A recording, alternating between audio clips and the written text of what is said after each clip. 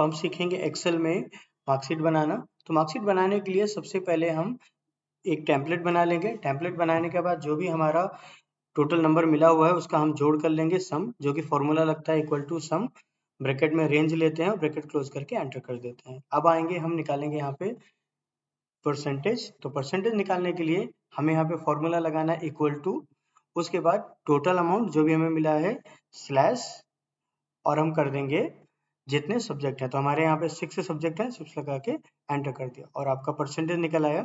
अब हमें निकालना है यहाँ पे रिजल्ट, यानी कि जो स्टेटस होता है ना पास और फेल, वो हमें जानना है।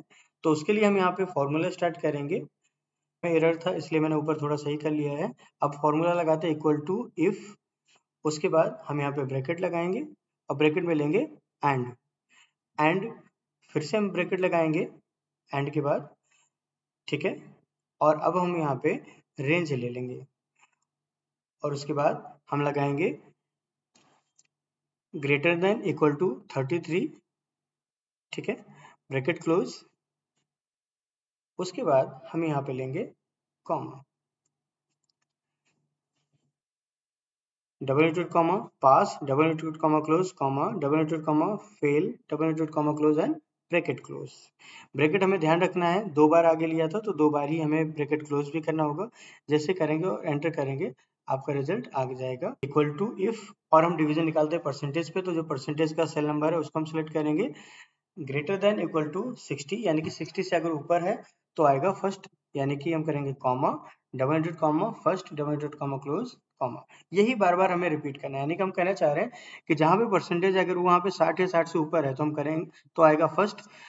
फिर से वही लगाएंगे formula if bracket cell number जिसमें परसेंटेज है यहाँ पे ग्रेटर देन इक्वल टू 45 अगर है तो आएगा डबल इनटू कॉमा में सेकेंड, उसके बाद कॉमा, फिर से इफ हम कह रहे हैं कि अगर वहां पे परसेंटेज में 33 या 33 से ऊपर है तो आएगा थर्ड, ठीक है।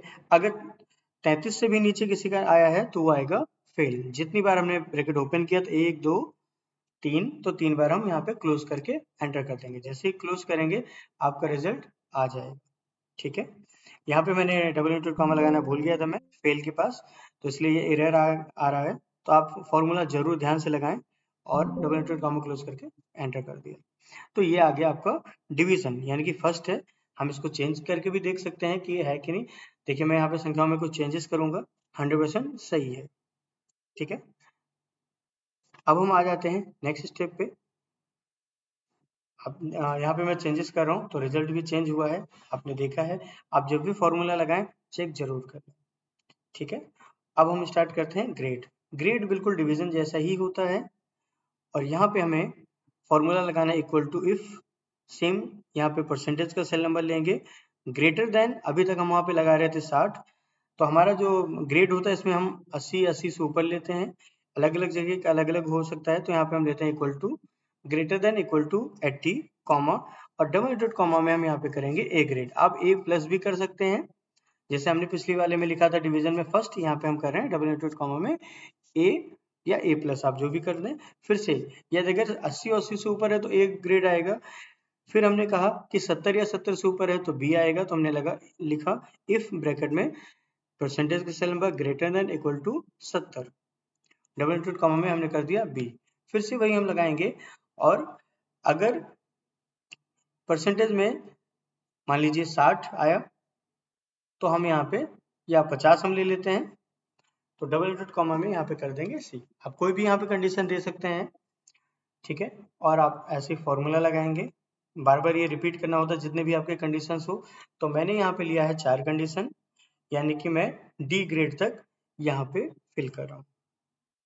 उसके बाद हमें डिवीजन में जैसे किया था सेम यहाँ पे